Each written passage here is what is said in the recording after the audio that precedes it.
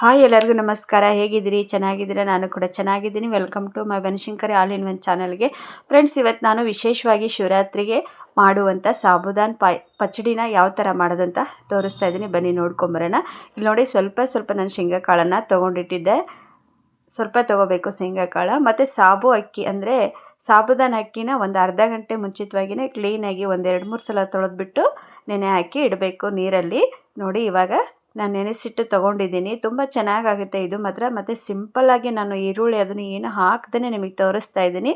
ಅಷ್ಟು ಚೆನ್ನಾಗಿ ಕೊಡುತ್ತೆ. ನಮ್ಮ ಕಡೆ ವಿಶೇಷವಾಗಿ ನಾವು ಇದನ್ನು ಕಿಚಡಿ ಮಾಡ್ತೀವಿ. ಏಕೆಂದರೆ ಸಾಬುದಾನ ಕಿಚಡಿ ತುಂಬ ಚೆನ್ನಾಗಾಗುತ್ತೆ. ಹಾಗಾಗಿ ನಾವು ಮಾಡ್ತಿರ್ತೀವಿ. ನಿಮಗೂ ತೋರಿಸೋಣ ಅಂತ, ಶಿವರಾತ್ರಿ ಮಾಡ್ತಾ ಇದ್ವಲ್ಲ, ತೋರಿಸೋಣ ಅಂತ ತೋರಿಸ್ತಾ ಇದ್ದೀನಿ. ಇಲ್ಲಿ ಸ್ವಲ್ಪ ಶೇಂಗಾ ಕಾಳನ್ನು ನಾವು ಹುರಿದ್ಬಿಟ್ಟು ಪುಡಿ ಮಾಡ್ಕೋಬೇಕು, ಅಂದರೆ ಪೌಡ್ರ್ ಮಾಡ್ಕೋಬೇಕು. ಮತ್ತು ಸಾಬುದಾನ ಅಕ್ಕಿನ ನೋಡಿ, ನೀವು ಮಾಡೋದು ಅರ್ಧ ಗಂಟೆ ಮುಂಚಿತವಾಗಿಯೇ ನೀರಲ್ಲಿ ಕ್ಲೀನಾಗಿ ತೊಳೆದ್ಬಿಟ್ಟು ಈ ಥರ ನೀರು ಹಾಕಿ ಇಟ್ಬಿಡಿ.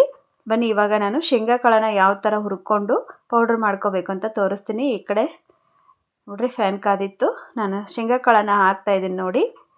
ನೀವು ಸೇಮ್ ಟು ಸೇಮು ಚಟ್ನಿ ಮತ್ತು ಯಾವುದಕ್ಕೆಲ್ಲ ಹುರ್ಕೋತಿರಲ್ಲ ಅದೇ ಥರನೇ ಹುರ್ಕೋಬೇಕು.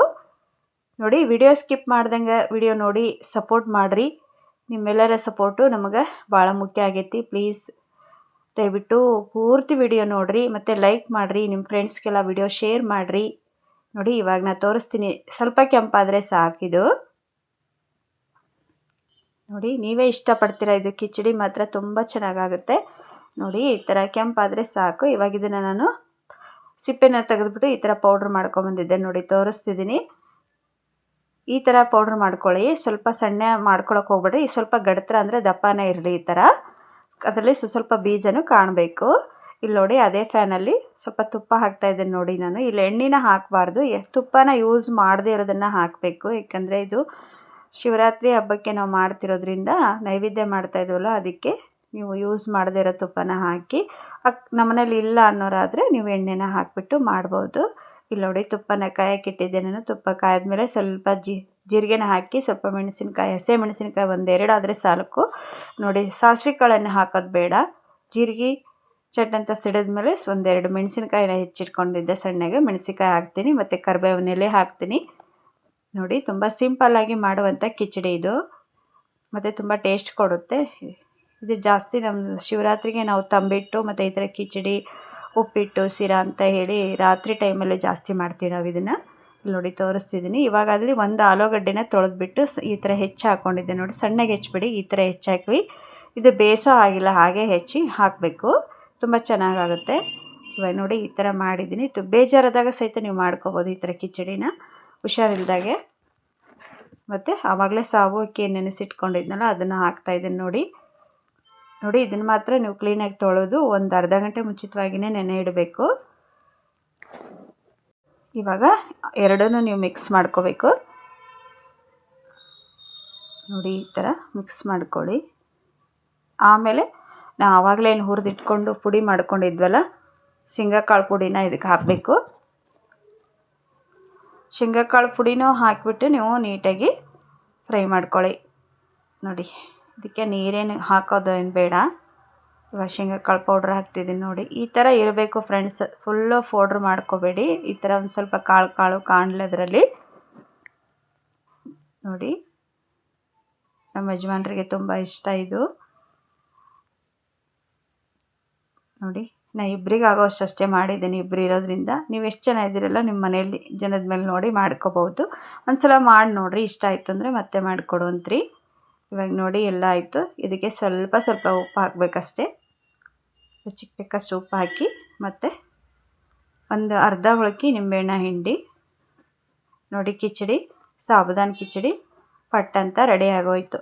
ತುಂಬ ಏನು ಟೈಮ್ ತಗೊಳ್ಳೋದಿಲ್ಲ ಫ್ರೆಂಡ್ಸ್. ಇದರಲ್ಲಿ ಉಪ್ಪಿಟ್ಟು ಸಹ ಮಾಡ್ತೀವಿ ನಾವು. ತುಂಬ ಚೆನ್ನಾಗಾಗುತ್ತೆ. ನಿಮ್ಗೆ ಯಾಕಾದರೂ ಹುಷಾರಿಲ್ದಾಗ ಈ ಥರ ಕಿಚಡಿ ಮಾಡ್ಕೊಂಡು ತಿನ್ನಿ. ಚಪಾತಿಗೆ ಬರುತ್ತೆ ನೋಡಿ. ಇದು ಟ್ರೈ ಮಾಡಿ ನೋಡಿ. ಇವಾಗ ಎಲ್ಲ ರೆಡಿ ಆಯಿತು. ಗ್ಯಾಸನ್ನು ಆಫ್ ಮಾಡ್ತಾಯಿದ್ದೀನಿ ನಾನು. ಸ್ವಲ್ಪ ಕೊತ್ತಂಬರಿ ಸೊಪ್ಪು ಲಾಸ್ಟಿಗೆ ಹಾಕಿಬಿಟ್ಟು ಇನ್ನೊಂದು ಸಲ ನೀವು ಕೈ ಆಡಿಸ್ಕೊಂಡ್ರೆ ರೆಡಿ ಆಯಿತು.